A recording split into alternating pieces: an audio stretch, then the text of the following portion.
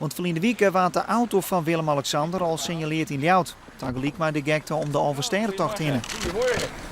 Goeie reis gehad. Heel goed. Zo nou is het ook duidelijk waarom deze auto hier vorige week reed. Nou, daar hebben we veel aan u gedacht vorige week. Ja, nee, allemaal.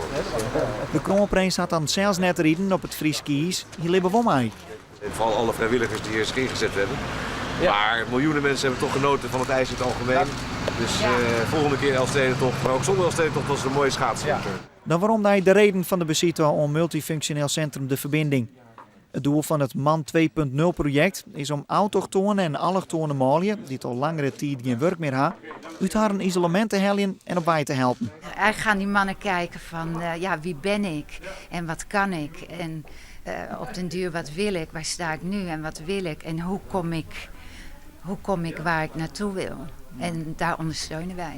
Goedendag, Erik Scheppers.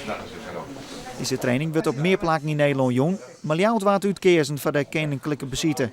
Voor de deelnemers een grote verrassing, want ont van de morgen wisten ze nog van eerd. Wij wisten alleen een burgemeester komt.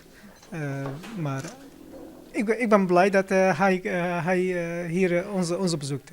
Ik heb gehoord dat vanaf oud 23e op projecten, die heeft ons gekozen naar hier komen te bezoeken. Dat werd toch wel een hele verrassing en het dreurde zenuwen ik wel enigszins op. Maar allemaal hebben we een heel goed gesprek gehad met z'n allen. En de man werd vol aandacht. En dus iedereen had zijn woord wat dwaan kent. En we op zich al wel een heel ontspannen gesprek werd het op een gegeven moment. Voor ons is het, afgezien van dat het eervol is, is ook een bevestiging dat we op de goede weg zitten, dat we het goed doen. In oren zit de bezieter er al weer op. Nog even een foto. En van burgemeester Kronen krijgt Willem-Alexander nog een tasje mee. Met daarin onder oren de oude hou van chocolade. Leuk? Ja hoor, fantastisch mooi. Dank u wel. Voor de 3 prinsesjes.